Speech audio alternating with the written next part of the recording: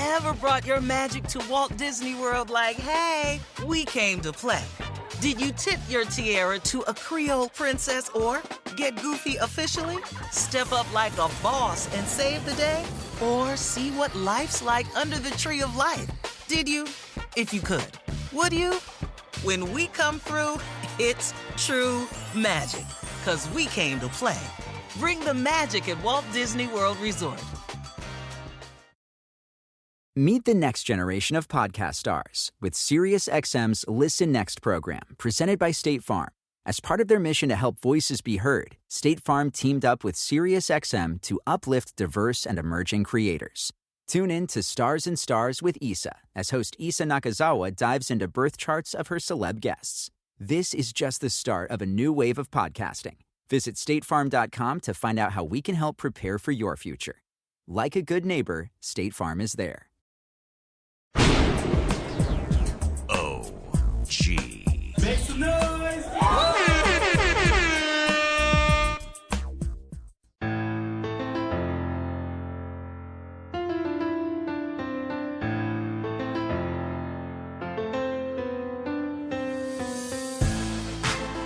My next guest is a music journalist, MSNBC contributor, host, teacher, author, and a podcaster. His weekly podcast called Touré Show has featured Kendrick Lamar, Evander Holyfield, Kareem Abdul-Jabbar, and many more. He's Touré, and I want to welcome him to the library. Thanks for joining me. Thank you. So as I mentioned, you've worn a boatload of hats in this industry in your career and your life. When did you decide that wearing many hats was the way to go, or was that kind of like forced on you in a weird way? I mean, that's the nature of being freelance. You know, I mean, when I started in my 20s, I saw like you want to always have an assignment that you're working on and one that is coming next, and then pitching one, because you don't want to like just go station to station and like finish a story and then go out and pitch. Because the pitching process could take a week, it could take a month. You know, you could sit around for 2-3 weeks. And if you're sitting around for 2-3 weeks now, then in 2 or 3 months, there'll be a period when you don't have enough money. Right. So it was constantly like, try to get as many stories going as possible. And that just created a habit of like, should just always have like a bunch of projects going so that when this project finishes, you can jump right into the next one. And just sort of just... I tend to have a lot of ideas and just be sort of trying to get them going and make them work, and a bunch of things get negged, but a bunch of things get accepted, and you can live off enough getting accepted. When you were pitching different stories in different areas like journalism or even writing books and even TV, did you find that kind of one media was more limiting than others, and that's why you kept on kind of moving on, or had a favorite one or the other? I don't think one is more limiting than another. I mean, they are different. I mean, you know, in writing, you know, for magazines or books, it takes a lot of time and thought to get it together. Television takes a lot less time and thought. I mean, if there's an issue that's new to you, you might want to sit back and read the book and like think it through. But once you've done that, it goes pretty quickly. I mean, a television segment is usually 5 minutes, maybe 10 tops. So, I mean, you're pretty much going to spit your thesis right away, you know, say your, you know, a little bit of your game, you know, right away. And then before you blink, it's pretty much over. Whereas in magazines, you have to work much more, and it takes much longer. So, I mean, you know, different mediums require different sides of you, or different sorts of movements, I guess. When did you know you wanted to be who you are? I mean, be a journalist, be a music writer, be an author. When did you know? I mean, I think I thought about becoming a writer when I was in high school. And I know I thought more about becoming a writer when I was in college. And there was sort of a moment that gave me the opening. I was a sophomore, and there was this, I hesitate to even call it an incident, because it really, as far as things go now, and this was hardly an incident, but it just motivated me. The black student Alliance contracted to have a party at this little student center, and the contracts would delineate like exactly how long the party could go and like the time frame of it. And we had signed for, let's say, 8 p.m. to 11 p.m. And at 10 p.m., the campus police came and said, we're getting noise complaints, you got to shut it down. And it was kind of like, what the hell? Like, that's lame. Like, so we thought to have a voice, 20 of us will write letters to the paper, and they'll have to print all of them, and then we'll have a voice, and we'll be able to speak back on this issue. And they did the right thing journalistically, because our letters were pretty much the same. They combined them into one letter with 20 signatures. But I didn't know that that was fairly standard and normal, and none of us knew that, so we were offended. We were like, oh, we've been, they've taken away our voice and reduced us to one instead of 20 uniques. And so I took it on myself to start a newspaper. It was called The Fire This Time. It was 8 pages, big broadside. I would design some black nationalist sort of cover, like one of them was King getting the moment that Dr. King got shot. That was like in April. And, another cover had like a big blown up picture of like the first black student at the college at Emory in the 70s marching for something, I forget what. So it was like, very aggressive. And then there would be like 8 editorials in the newspaper. And I'd end up writing like 5 of them because, most of the students were not like pressed to like stop and write an editorial. And it was like, you can write about something going on campus or in the nation, whatever. So occasionally, like 3 or 4 people would come through with little editorials, but I had to write 4 or 5 each time. But it was a great experience, and it was fun, and it was engaging. You start to see, it's almost like Broadway in that there's a very direct relationship between you and the audience. And so you write something, let's say Tuesday night, publishes Wednesday morning, and by mid-Wednesday to late Wednesday, people are telling you, I really liked that, I didn't understand this line, or I disagreed with this line, or whatever. So you're really getting this direct feedback. And that was really powerful. I didn't even realize how powerful it was. Because when you get into the real world, you write something for Rolling Stone or the New York Times, some people will say, oh, that was good, And now that we have Twitter, people will tell you, like, how dare you say this line, right? But the Twitter responses are like, they're just like way out of control. It's never like constructive. So, it becomes becomes a less intimate relationship with the audience. But having that in college was really powerful. Was there any pushback? I mean, being from the college itself, starting your own newspaper, or even the student body, or? No, I don't remember any pushback from the college itself. I was able to run around and raise money from local businesses or different administrators or different people around who believed in it. And I'm like, I need $1,000 to get this next issue out, or $2,000, whatever it was, and always was able to come up with enough money to get it done. I didn't make a dime doing that. Distribute them on campus. Nobody from the administration was fairly supportive of what I was trying to do. So, no, they were cool. So when did you turn your, I don't want to say focus, but your writing into music. More music? Yeah. Well, when I got to New York City, after my junior year, I left college and I came to New York, started working in a restaurant, and I was interning at Rolling Stone. And I quickly saw, like, I'm like 21, nobody's going to care about the political thoughts of a 21-year-old.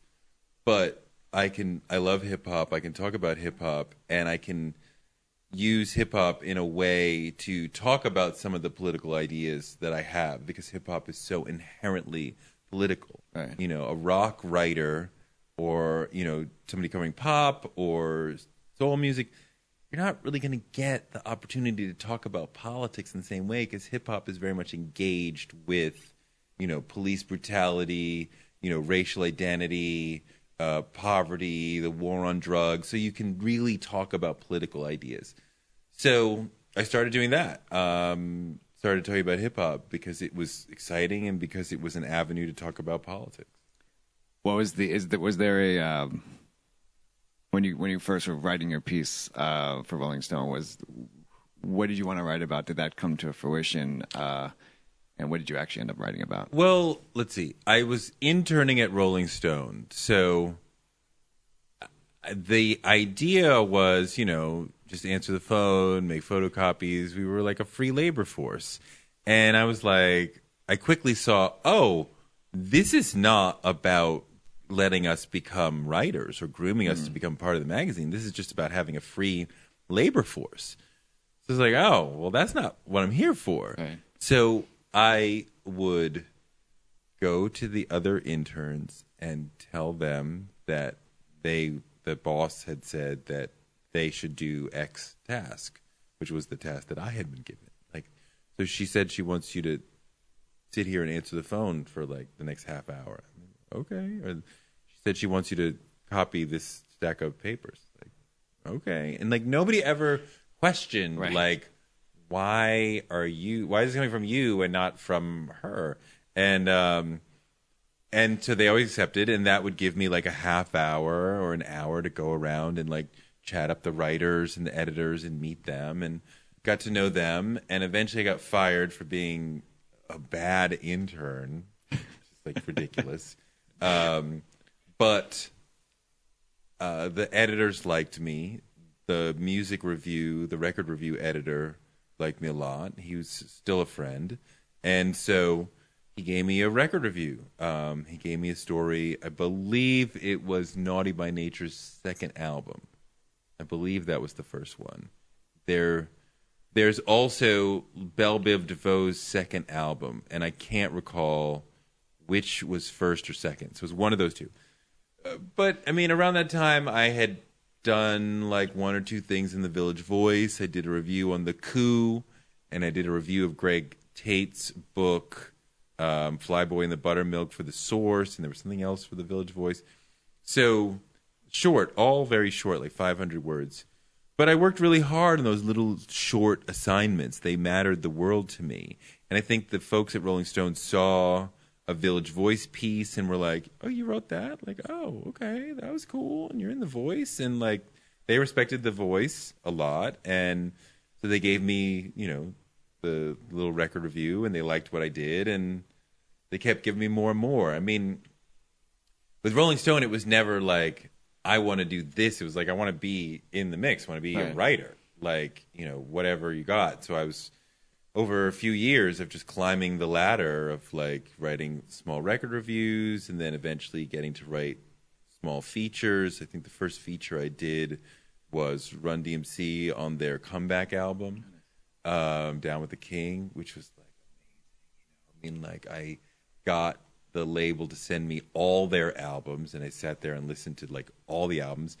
Not that I wasn't deeply steeped in Run DMC already. I had already bought all these albums on the day of release, but it was hey, we're gonna super zone in and focus on Run DMC. Were you listening to it on record, CD, or vinyl? CD. Okay. CD. So you're walking around there. Mid '90s, had a Nice. Discman. 10-second skip. Yep. At that time, I would not leave the house without my Discman and big headphones. And I remember sitting in the conference room and interviewing the three of them, and it was the first big interview that I ever did, and it just clicked, and I just kept them talking, and the questions were coming fast, and they were good, and the energy was high. And I remember at the end, Run stood up and said, "Dope interview," and he walked out. He didn't say bye or anything. And I was like, Run said it was a dope interview. Oh my God, that's the shit. And then I ran into them at the Apollo a month after the story came out. And he very genuinely said that was a dope story and I really appreciate it. And I was like, And that gave me a lot of wind beneath the sails. But imagine were you nervous at the time during the interview, or does that kind of go away? I wasn't nervous. I never really. There was one situation where I got nervous, and I'll tell you about it. But it wasn't really I wasn't really nervous because I'm getting into more of a sense of responsibility. You know, I have a finite amount of time with these guys. You know, there are lots of people who would like to be doing this. There are lots of people who really want to hear them respond to certain questions or whatever. So the sense of the responsibility of the moment is overwhelming me rather than a sense of nervousness. And, you know, when you're working in and around celebrities, it starts to become difficult to make you nervous because, like, I've seen a bunch of celebrities. I've talked with a bunch of celebrities at your level, you know. Right. I mean, at this point, it would have to be somebody very, very high, like Obama or something that might make me nervous. But even still, I don't know if I'd be nervous. I'd be like, again, like the responsibility of the moment. I think the first interview that Rolling Stone sent me on, and I already had a sense of how to do interviews because I'd done a bunch of them for the college paper. Like Lenora Fulani came to campus, and I interviewed her. And Faye Waddleton came to campus from Planned Parenthood, and I interviewed her. So I had a sense of how I like to do interviews. So they give me a little feature on Sandra Bernhard, right, when she was doing like it wasn't a rap album, but it was a badass wild punk singing album, and she kind of had this sense of like, I'm really black inside. So they were like, all right, we'll send the young black guy to talk to her. So we met at this little cafe in the West Village, you know, which is like right in for folks who don't live in New York, like right in the gay area in like Lower Manhattan. I didn't know that at the time. It didn't matter, but just to give you a sense. So we start talking, and the one thing was that she, at that time, David Letterman was on. She had been on with David Letterman at 12:30 when he was on at 12:30 after Carson, right, on NBC. And she would go on there, and she would smoke, and she would, you know, just be very out and like wild, and Dave like couldn't control her, and like, you can't smoke in here, you can't curse, you can't, and he's like freaking out, and she's doing her wild thing. So I thought that's who she was. So I was prepared for her to come and do that thing, and I had prepared to respond to that thing. And she came and was very low key and professional, and like, so, like, what do you need to know? And, like, I'm thrown off that she's being very normal. And so that threw me off. And then, like, 20 minutes into the interview, I realized my recorder was not on. That's, like, the biggest fear ever. Oh, it's the worst. So it was, like, the embarrassment of being like, you know, can we, like, go back? Because, like, some of the elemental questions I asked off the bat, and I need those. So do you... And she's totally professional and totally cool, like, no problem. But I'm feeling more and more stress and anxiety, embarrassment, all these sort of things. And we kind of get into a stride, and then I'm kind of thinking, like, you know, surely younger gay and lesbian people might read this, might be a fan of hers, and will want to know her thoughts toward them. So it's like... So, you know, for a younger gay person, like, what would you say to them? And she immediately goes to, like, me. And I'm like, no, I'm not. Right. But I'm asking for others. And so now I'm denying as far as she said. And she said, oh, honey, when you figure it out, come find me. And I was like, I'm really not. I'm just thinking about, but like that, like ended that conversation. Like, I understand you, and I see it in you, even though you don't see it in you. And I'm like, and you know, so you know, the story came out fine. Just the interview was a disaster, and that sort of just set the tone for like You got to be on your toes Right. and ready for anything in the interview, and not expect the person to sort of come in and be a certain way. You have to come in with a completely open mind, because if you don't have expectations, then they can't surprise you, Right. and then you can better do the job. And I think that's, I mean, it's probably a challenge if you, like, if you're interviewing an artist and you only know them from their CD or something, or their record, right? And then, yeah, you meet them and, like, they could be the most aggressive person on their record, but then apparently, like, a sweetheart, but you're ready for the aggressiveness of. Well, yeah, but I mean, like, I try to not do that. So I'm not expecting you to be like you are on your record. I'm not expecting you to be like that. I'm just coming into it open, so that so just to kill the expectations game, which doesn't really help you. I mean, the biggest thing for me, I expect them to be smart, which I think leads me to ask things that others wouldn't ask if they didn't think that the person was smart. I interviewed once Plies, the Florida rapper, for Fuse. And I remember the day before, I was on Twitter and I was like, so I'm going to interview Plies. What do you guys think I should ask him? And I said, like, serious questions only, because sometimes I throw that out and then I get like a bunch of joke questions. I'm like, Right. you're just wasting my time. Right. Like, I don't need that. So people mocked the notion of serious questions for Plies. Like, that in notion itself was ridiculous. I didn't think that was ridiculous at all. And so it had even more of a chip on my shoulder. I'm like, I'm going to show you guys. You treat the rapper seriously and like they're an intelligent person, you get more out of them. So Plies had done this thing where he picked out a girl who came to one of his shows, and he said, I'm going to give you a college scholarship. And people were like, whoa. And, like, of course, people talked about this. And I was like, so was that real? Did you really give her a college scholarship? And he's like, yeah, I really did that. And it's like, why? And I think a lot of reporters would not have thought to ask why. Yeah. And he told this great story about his grandmother had said, yeah, this is great that you're doing well and you're making money, but if you're not doing for others, then it's worthless. And what are you doing for other people?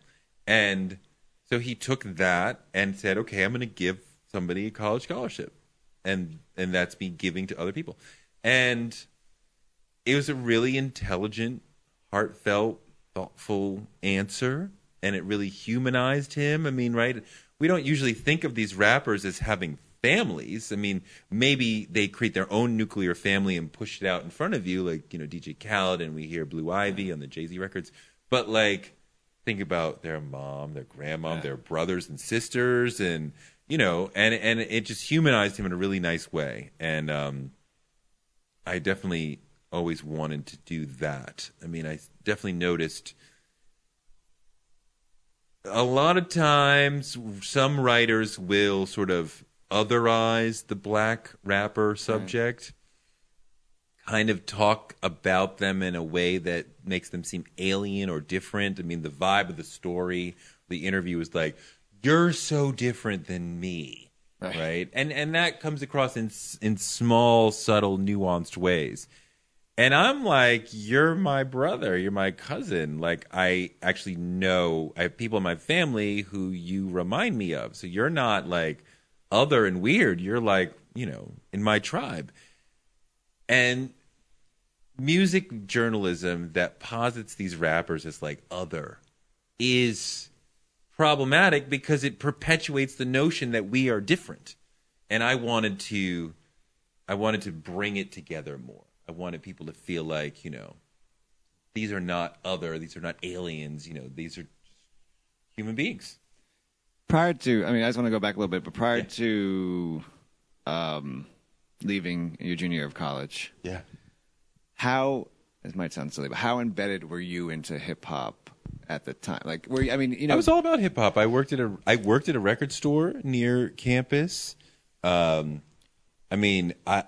facilitated bringing Chuck D to campus and spent like a whole day with him, which was transformational in its way.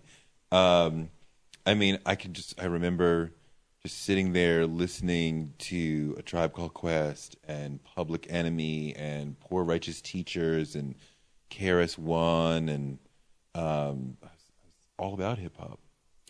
So when did you start noticing, from a journalistic perspective, that, like you said, that rappers were known, were other was the conversation? When did I start noticing that? And then when did you start wanting to change that? I felt like I noticed that when I got to New York and started reading a lot of Rolling Stone. I was subscribed to Rolling Stone from about 14 years old. But coming to New York, I started to get a different perspective, a little more critical perspective on media. And just reading some of the stories like of the big white writers at the time. And I was like, I remember one story in particular about Snoop and Dre that just seemed very otherizing. And like, why is the writer constantly reminding us that he's not like them? And he might read the story and be like, reread his own story and be like, what are you talking about? And it comes across in small little ways. There was another story about Ice Cube as I was coming up that was in Rolling Stone, where the writer talks about the slang word outie, right? And I think they spelled it wrong. I think they spelled it with an O, right, instead of the A. And he said, nobody knows where this word comes from. And I was like, what are you talking about? Like, this is part of my normal, like, language. Like, right. I might say I'm outie. Like, people around me say. I remember it going from, like, Audi 5000 to, like, just down to out. I mean, like, what are you talking about? And it was just, like, people from outside of the hip-hop culture writing about it is bad for the culture in general. And, you know, so I wanted to break through that. I want to talk about you've interviewed, obviously, a shitload of people that the list is ongoing and impressive. But one of your interviews on your podcast you did with Rakim, and you, in the intro, you declared him, you said he was a genius. That word today, I feel is thrown around like no other. Like a guy comes out with an album, genius album, first day, on the charts. I love the phrase "instant classic." Instant classic. That's not a thing. Legendary. I love that one too. What is your definition of genius, especially in the context of Rakim? I mean, I want to see a depth and complexity of thought that is extremely unusual among human beings. Like, you are just thinking deeper, sharper, and more quickly and in a more complex way than most people. And, sometimes genius is quickly apparent and sometimes it's a little harder to see right away. It doesn't have to knock you over the head with the first comment somebody makes. But, I mean, I've been talking to him on and off for 4 or 5 years for this book that we're doing. It's almost done. Yes. And it should be out this fall. And he's brilliant. The stories was I almost crashed a car during the story about... You did? Yeah. Good. This is all I got. I'm not going to stand up. It's a great story. He goes to record his first song. I think he was doing the melody at Marley Marl's house. And he just told me, Rakim just told me a longer version of that story. I'll truncate it, but... the thing was that they were sitting on the couch listening to the beat. Right. So when it came time to do his vocals, instead of going in the booth, he's like, well, I'll just sit here. And so he did his vocals sitting down on the couch. And Marley Marl was like, that was great. Can you do it with a little more energy? And he's like, okay. And they do it again and again and again and again. I think they did it like 6, 7 times. And Marley's continuously like, how about you stand up? How about you, get a little more into it? And he was like, it doesn't matter if I stand up. It doesn't, this is what it's going to be. And, you think about the Run DMCs and the LL Cool J's were shouters compared to Rakim, right, who always wanted a more calm vocal presentation. But everybody else was kind of shouting on the mic, so that's what was expected. So then Marley Marl called MC Shan, his main man, and was like, "Yo, come down to the session and help me out." So Shan shows up, they talk, and then Marley leaves and Shan takes over. He's like, "Yo, I'm producing the session now. Like, what's up? Like, great. Like, okay, that verse was great. Can we do a little more energy?" And he's like, "Dude, this is who I am. This is what I want to be. I don't want to be like that. Like, I'm this." They didn't, Shan and Marley apparently didn't really think much of the record because they thought it would put people to sleep because it was so low key. And about a month or two later, Rakim runs into Marley Marl at a show or something. And Marley's like, "Yo," big hug, big smile. And he's like, "Now I see what you're trying to do. And now I get it." And he's like, "Yo, I stuck to my guns and who I really wanted to be. And I didn't even though I was new in the game recording my first record, I didn't let the maximum producer in the game change me. And now he understands that I was right. And it's just sort of a gateway to the style that he has always used." How much of the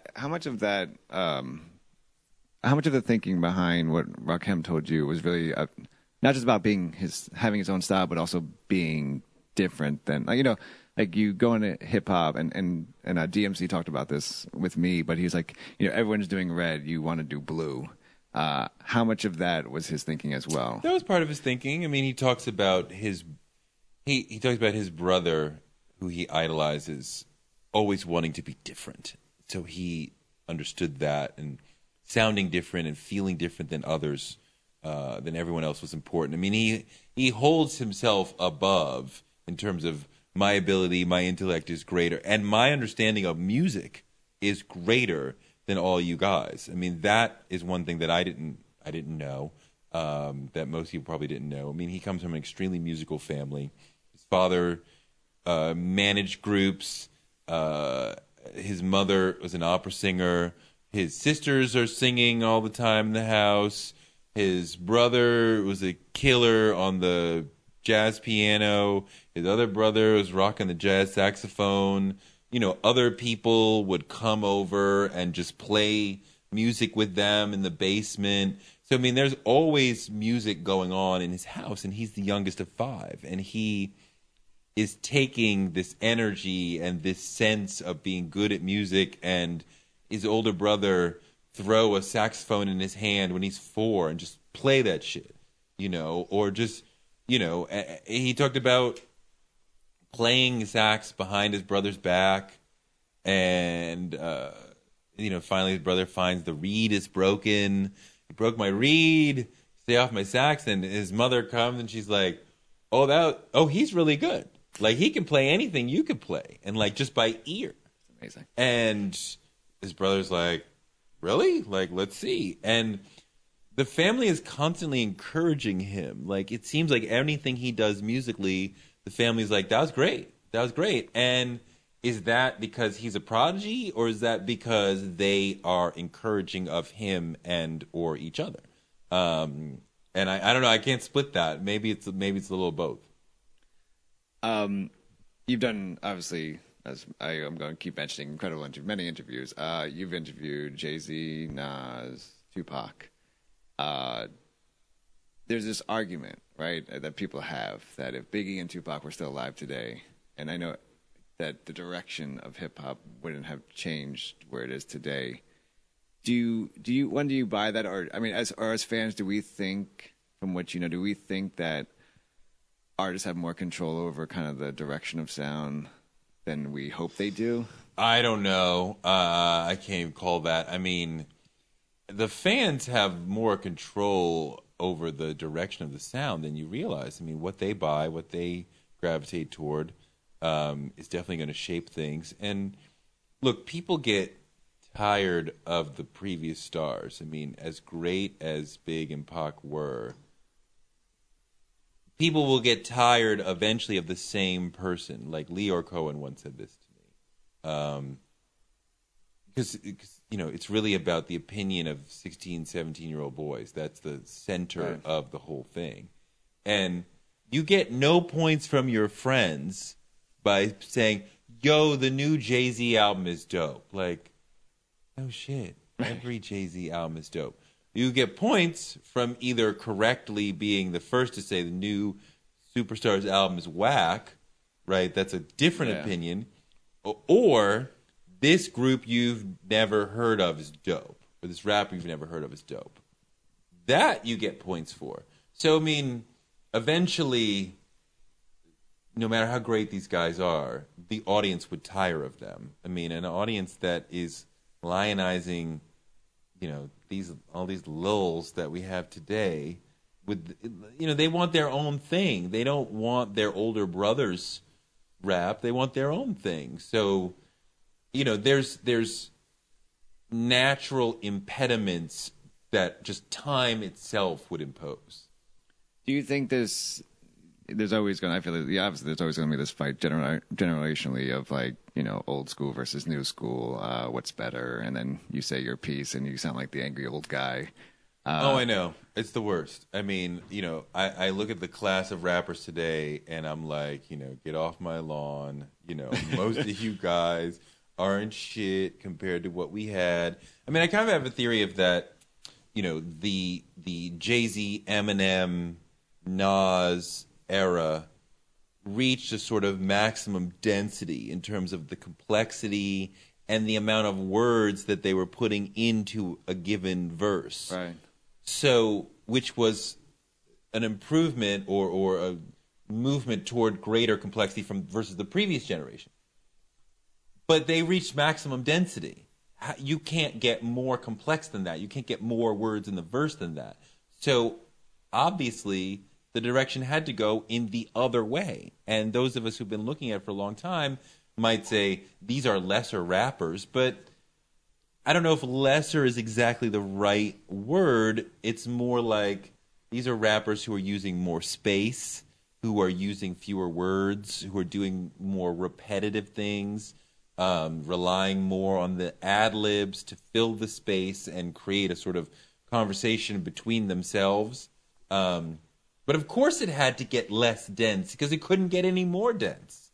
But do you think going on that, do you think the complexity actually comes with not the rappers, but with the beats and with what they're doing with? I mean, you talk to some engineers, who like did like Master Ace album or something, and they said like what they're doing with the 808s, like we never even dreamed that we would do. And so you have, granted, you do have like these simple beat producers, but then you also have producers that are doing stuff with these machines that when they first came out, that no one has ever thought that it would ever be done. There's a great producer class going on now. A lot of people who are doing really interesting music. Look, this is youth music. I'm 47. I like a lot of it, but a lot of it just doesn't move me, partly because I'm older. I mean, I want to hear people talk about family. If you have a family, talk. So when Jay-Z does the Everything Is Love album with Beyonce, and a lot of it is about how he relates to her, how he loves her, how he deals with being in a fight with her. The kids are in the cosmology of this album. Like I like that. I appreciate that. I'm looking at others like Kanye, like, you never talk about your family. Right. Like, and not that I want you to do a whole song about Kim, but like, you have a wife, you've been married for a while, like, having a wife is a thing. You got 3 kids. You got a lot of freaking kids. Like, talk about that. Like, just, you don't have to do a song about West, or North. Which was it called? North. I think North. But I mean, like, you can reference being a dad in a clever way that brings it. That's what I want to hear because I'm a 47-year-old father. Like the younger guys who are like, yeah, we're at the club and we're driving the Bugatti and blah, blah, blah, blah. I'm like, that doesn't move me. But if I was 23 it probably would. It's youth culture, and so I don't want to be too critical of the youth culture when I'm like, the part of the problem is that you aged out of it. I mean, I definitely am excited when I find that I can appreciate and love somebody new. I remember when Tyler, the Creator, and them came out, and that was like an instant phenomenon, and it was different. Right. And I'm like, okay, I like this. Like, I genuinely like this. Like, it's like your sea legs. Like, I still have my hip hop like ears. Like, I could still flow with this. I loved Odd Future. I'm into City Girls. I like Migos. I love Yachty. So, I mean, like, I can get with a lot of this newer stuff, which I'm like, yes, still in it. I don't know. Maybe in 10 years, I'll be like, what is this? I can't. Why did I ever like this? I don't know. I haven't tried to get into new stuff, but the problem is I have a Google Play on my phone, and I have 2 kids, so 5 and 3, so we're just not sleeping. No. But it's just like I get it, and then I start listening, and it's just to me not exciting, I guess. So I just put on DMX's first album, the introduction, and I'm like, all right, let's go, people, time to wake up. And then I walk through Penn Station. I'm like, I'm gonna fuck someone up today. I don't know who it's gonna be. But there are people out there. I like Joey Badass. This guy YBN Corday. Okay. Who I told about my friend who is my age, but he likes more of the newer stuff. And I told him about this guy, and he thought I was trolling him. Like, he thought I was making him up. I was like, no. He's like Sky Zoo and Joey Badass in one. Don't worry about it. He's like really, really good. I want to go back one thing about genius and not about a lyricist being a genius, but a producer being a genius. You recently interviewed Pete Rock. How do you define a producer as a genius? Like, that's a great question.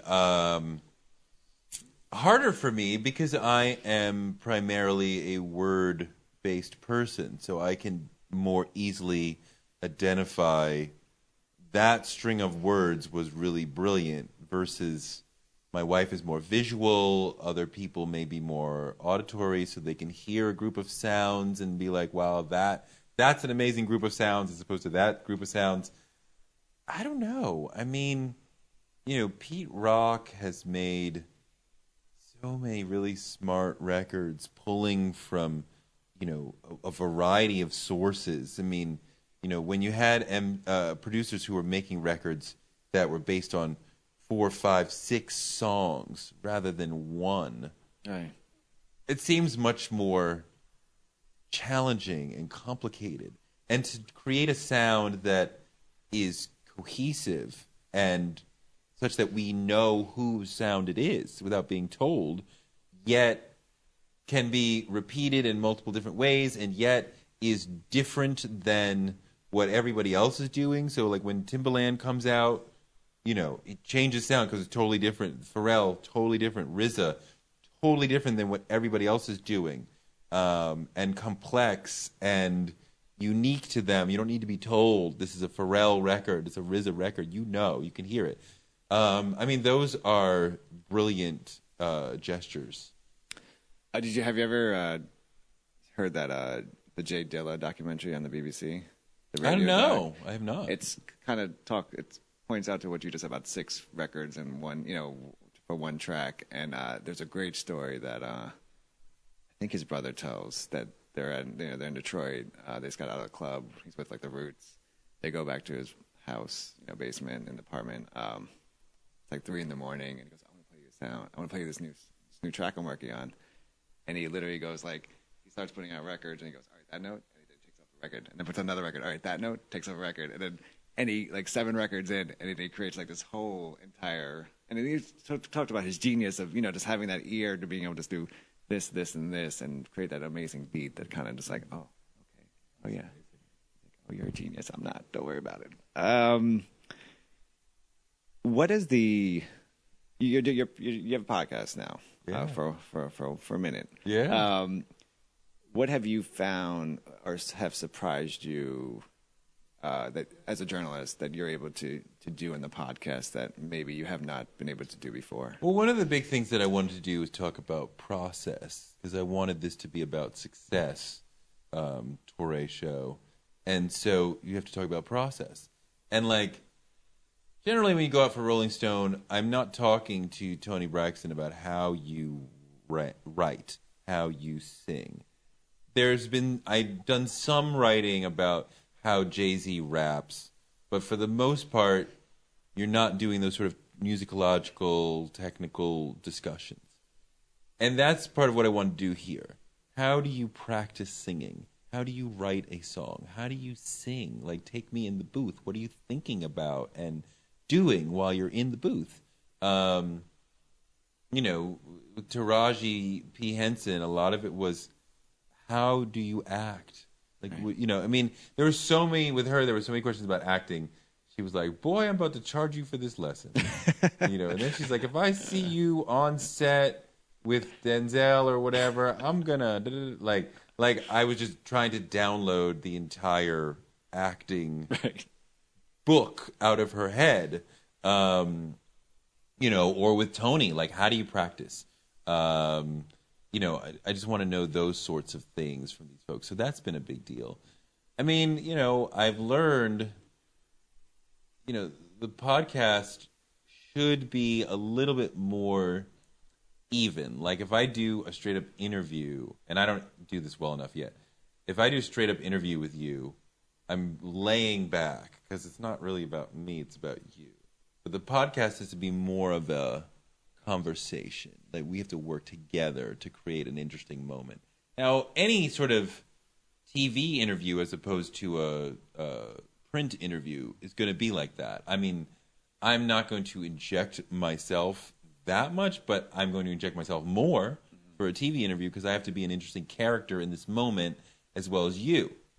So for the podcast, you really have to play off of that and be interesting in and of yourself.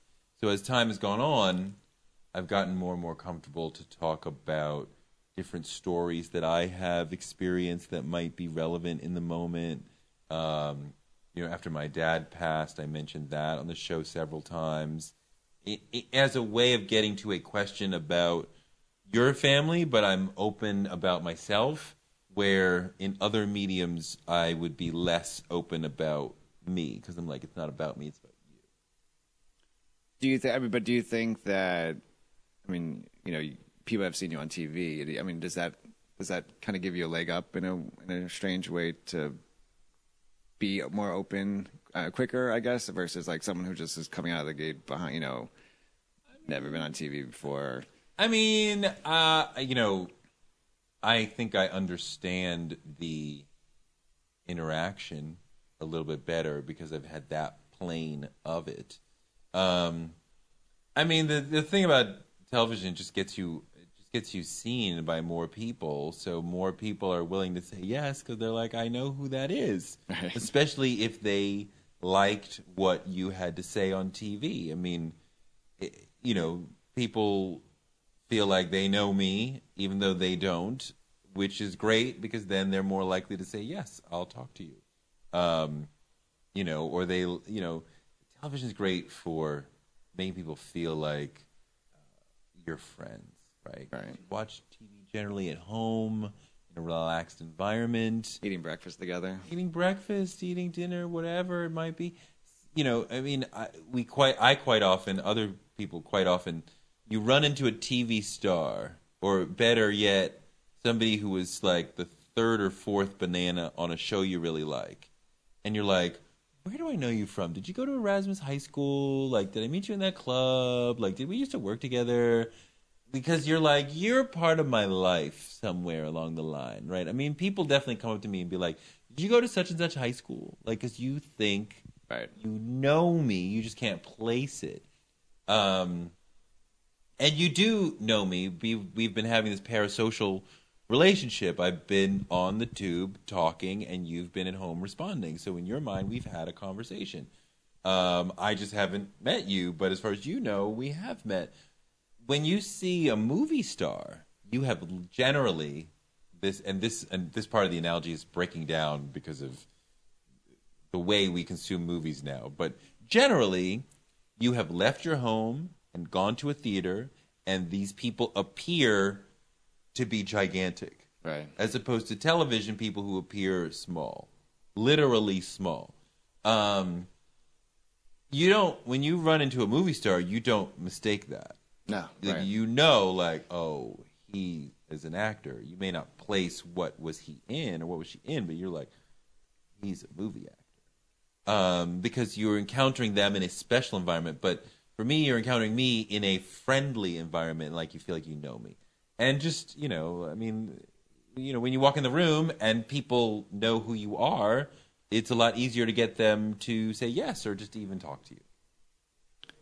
And if you live in New York City, then you realize everyone has been in Law and Order. So Yes. the world is just one big Yes. Law and Order's place. Yes. You've done a lot of things, and I wonder if there's one moment for you, whether it's in podcasting or in any sort of interview, that kind of stands out as your kind of like an aha moment, or I had no clue that was about to happen, or kind of a favorite moment. Or a story that you just maybe just did not know that kind of like, oh, that's pretty amazing. Well, I mean, it's a tricky question. I mean, you know, That's what I do, tricky questions. I mean, I definitely always want to find the thing that I would not have known to ask, the thing that journalists would not have known to ask. How do you find that? You have to be super open and listening and aware of everything around you. I remember being out with Beyonce. We're doing a cover story for her on Rolling Stone. And so I just enter the situation that she's in, just being like fully aware, as if you have like eyes all over your head and just sort of trying to pay attention to everything. And I noticed on her assistant Angela's arm was a tattoo of the word Beyonce. And I was like, you have her name tattooed on your arm? Which is very dangerous, because if you don't have the exact right tone, she might have gotten offended by the question. And I don't know if the tone was exactly right, because her tone was a little snippy when she was like, I don't think she said you fool, but she said, no, tonally, you fool. That's my name. Her name's Angela Beyonce. She's Beyonce's cousin, right? Beyonce is her mother's maiden name. Tina Knowles was born Tina Beyonce. Now, it's not an I, it's not an O, it's an I. Wow, right? okay. Beyince was the actual maternal name. But that led to a conversation short with Beyonce and longer with Tina about the name, and how Tina was like, I'm going to name the baby Beyonce. And her dad was like, you can't. That's a last name. And like, nobody knows that, Daddy. Like, just us down here in Louisiana. So, you know, and this was maybe the 100th profile of Beyonce, but nobody had ever realized that. The origin of her name. Yeah, so I mean, just being super open, you can pick up little things like that sort of make your story different than everybody else's. How much research are you, I mean, besides that moment, but how much research are you able to do to know that you haven't asked the repetitive question? I feel like something that's the trick, right? It's just, you don't want to get that. I mean, you know, you want to read stuff that other people have written about them. You know, if they've been on the Breakfast Club, you want to watch their Breakfast Club interview, because those are always really good. You know, I'll read the Wikipedia. I may go through the Twitter feed. I might look at your Instagram feed. You know, I might try to, but then I'm trying also to speak to you as a real person. These are real people with jobs, right? Being a recording artist is a job, right? They're not, like, if you approach them like they're a superstar whose aura was so amazing that somebody said, we have to get you on wax. And I mean, like, if you ask them a question about the symbolism of their work or their place in the world, or they can't answer that question because Right. they're on stage. They don't see what you see. They're not in the audience seeing Jay-Z. Now, Jay-Z and some have a sharp awareness of how they exist in the world, but still it's going to be different than the audiences. But if you ask him about doing the job, like, how long did it take you?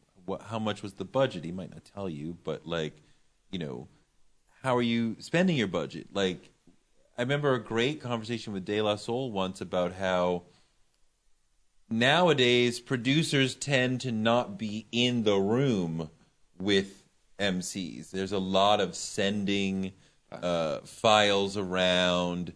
Somebody made a beat, send it to you. But it becomes rare that they're all in the same room together, which changes the quality of the music, that we're not there together, like working together. And so, and just thinking about it as a job rather than like a magical thing that you guys made this amazing song.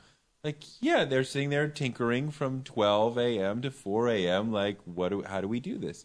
That has been really powerful, just thinking about them in terms of doing a job. And talking to, 10 and then 20 and then 100 recording artists about their job, you learn more about the job, and then you have a broader understanding of how to talk to the next one about the job. Because it's a job, and it has parameters. And if you focus on that, you'll get sharper answers, because that's how they experience it. I have two more questions. Yeah. And I, because of your music background, I would love to get your answer on these. Yesterday we lost the Queen of Soul, Aretha Franklin. She passed away at the age of 76.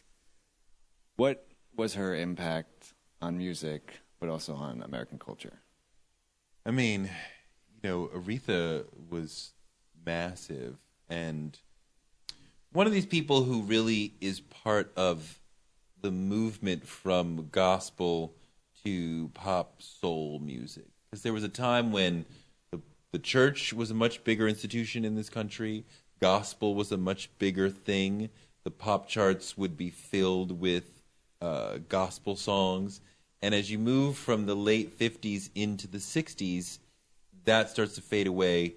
But songs that are built on a gospel base but are actually soul songs or purportedly soul songs, those start to really dominate. And a lot of Aretha's songs are ready for Sunday morning, or are taken from either actual gospel songs or songs that could, tropes of gospel, and they make then a love song. A lot of these songs, she's talking ostensibly about a man, but she could be talking about Jesus. And so she's a critical link in that train that moved from gospel into pop, that transformed gospel into pop soul. And that has faded away in a large sense. But, artists like Al Green, Marvin Gaye, to some extent R. Kelly, have taken that forward. But she's a major part of that story. Have you ever had the chance to interview her? Is there one question that you would want her to focus on? No, I can't think. No, I did interview her once. We were in Detroit with BET for some extravaganza where there was like all these major recording artists, and we were getting short interviews. And I think we did like 5-minute interviews with everybody, but we did like 10 minutes with her, and we had to wait until like 11:30 or 12 or whatever to get her.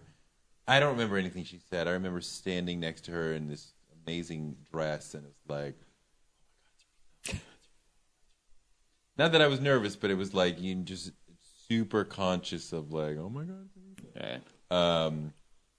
So yeah. I'm gonna make a poor transition here, but I'm gonna ask you. I was reading your Twitter feed.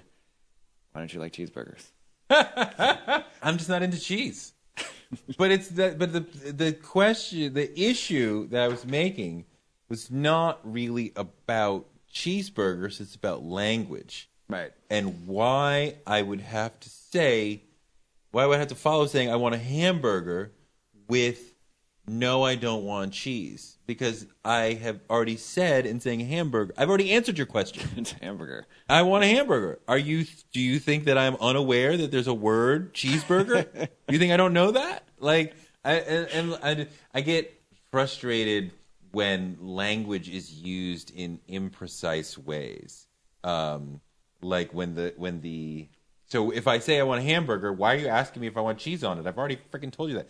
Or like when you go on the plane and they say the plane is completely full. Full does not need an adjective. Either it's full or it's not. Either you're pregnant or you're not. There's no need for an adjective. This is like fingernails on the chalkboard to me. It used to be much worse. I don't really get this sort of anxiety and stress around these things now, but I think when I was in my 30s, it was very problematic. It was all the time. I'm like, people are wrecking the language. It's there's no need for an adjective. There's full or it's not. I got in my mind when someone says, honestly, I think this. Like, oh no, like, honestly, no, you don't. So you've been lying to me the whole time? Literally. Oh, literally. Kills me. Most people misuse literally, and we are misusing literally so much that the mistaken explanation or derivation or definition is becoming accepted. Right. Most of the time, people say literally to really mean like actually, or a verbal way of like underlining the word. But like, no, I did not literally make you pull your hair out. Right. No, I did not. Your hair is all still in your head. Your hand didn't even move to your head. So no, you did not literally pull your hair out. But you just said, I'm literally pulling my hair out when I'm looking at your hands and they're down by your waist. You literally killed me. You're literally killing me. You could never say that. You're literally killing me. No. You would never be able to honestly say that sentence unless you're like in a movie playing like, somebody who's dead, right? Like a ghost, right? Like otherwise that would never be able to be said. Touré, it's been great. Thank you so much for joining me on the Absolutely. library. Touré Show. It's weekly. Yes. It's a great interview. I've listened to everything that I can. Full. Thank you. Enjoy always talking to you. Thanks so much. Thank you.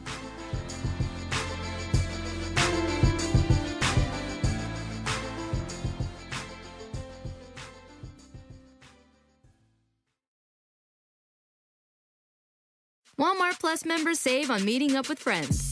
Save on having them over for dinner with free delivery with no hidden fees or markups. That's groceries, plus napkins, plus that vegetable chopper to make things a bit easier. Plus, members save on gas to go meet them in their neck of the woods. Plus, when you're ready for the ultimate sign of friendship, start a show together with your included Paramount Plus subscription. Walmart Plus members save on this plus so much more.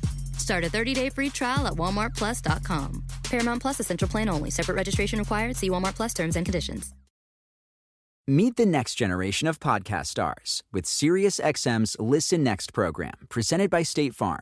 As part of their mission to help voices be heard, State Farm teamed up with SiriusXM to uplift diverse and emerging creators. Tune in to Stars and Stars with Issa, as host Issa Nakazawa dives into birth charts of her celeb guests. This is just the start of a new wave of podcasting. Visit statefarm.com to find out how we can help prepare for your future. Like a good neighbor, State Farm is there.